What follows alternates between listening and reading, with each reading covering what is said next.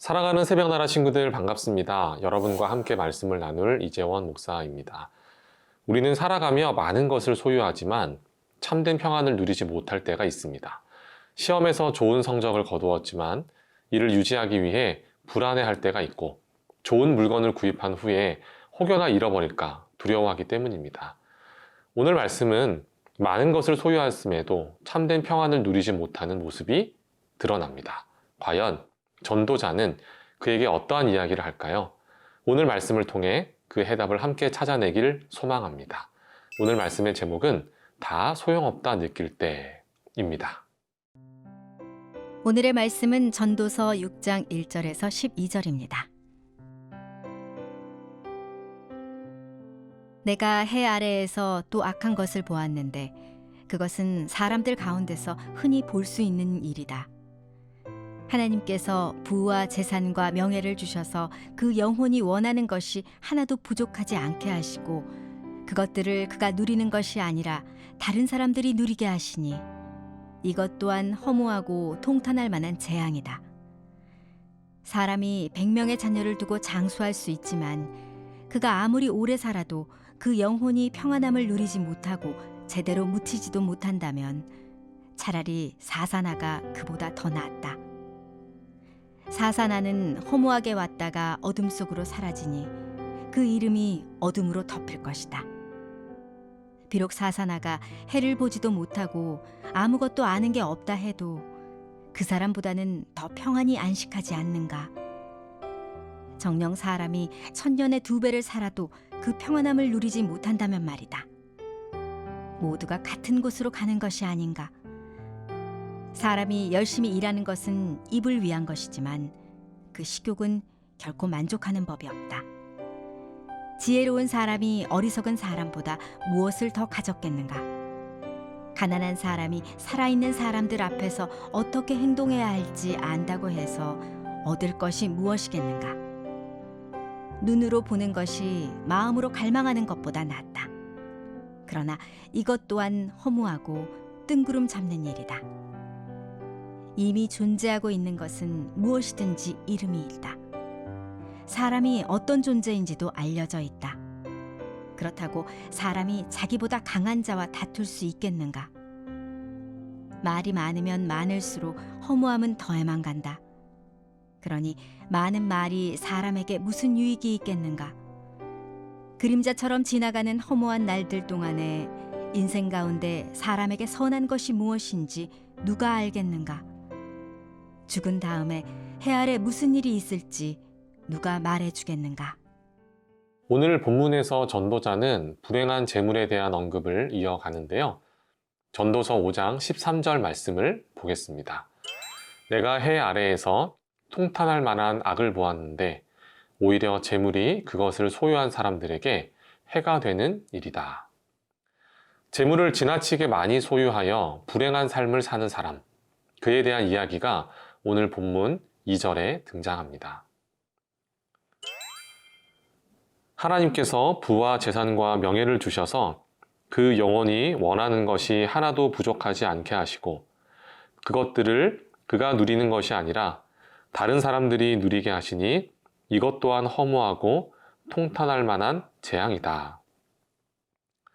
그는 많은 것을 소유하였지만 한 가지를 허락받지 못했습니다. 이는 받은 복을 누리며 사는 즐거움입니다. 그는 풍부함 때문에 잠을 이루지 못하고 먹일 사람이 늘어나 불안해하게 됩니다. 이 땅에서 부족함 없이 모든 것을 갖추고 있지만 마땅히 그것을 누리지 못한다면 행복한 인생이라 할 수 없습니다. 이러한 삶은 불행한 인생이라 할 수 있습니다. 본문의 표현에 의하면 허무한 인생입니다. 본문은 많은 재산을 소유하였음에도 하나님이 허락하시지 않으시면 아무도 이 땅에서 행복한 삶을 누릴 수 없음을 이야기합니다. 세상을 사는 사람들에게는 참된 평안의 모습을 찾아볼 수 없습니다. 더 많이 소유하기 위해 노력하고 자신의 소유를 잃을까 불안해하기 때문입니다. 혹시 이러한 모습이 오늘 함께 말씀을 나누는 여러분의 모습은 아니신가요? 전도자는 하나님이 아닌 다른 대상으로 평안을 구하는 모습이 어리석고 허무하다 고 이야기합니다. 그렇다면 우리가 마땅히 누릴 수 있는 평안은 무엇이 있을까요? 예수님은 복음서 말씀을 통해 이렇게 말씀하십니다. 우리 함께 요한복음 14장 27절 말씀을 보겠습니다. 내가 너희에게 평안을 주고 간다. 곧 내 평안을 너희에게 준다. 내가 주는 평안은 세상이 주는 것과 같지 않다. 너희는 마음에 근심하지 말고 두려워하지 말라. 아멘.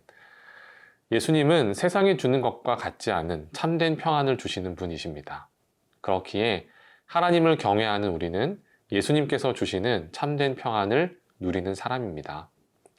사랑하는 새벽나라 친구 여러분, 우리는 하나님이 아닌 다른 어떠한 대상으로도 진정한 평안을 누릴 수가 없습니다. 오늘 하루 하나님을 경외하며 그분께서 주시는 평안을 누리는 우리가 되기를 소망합니다.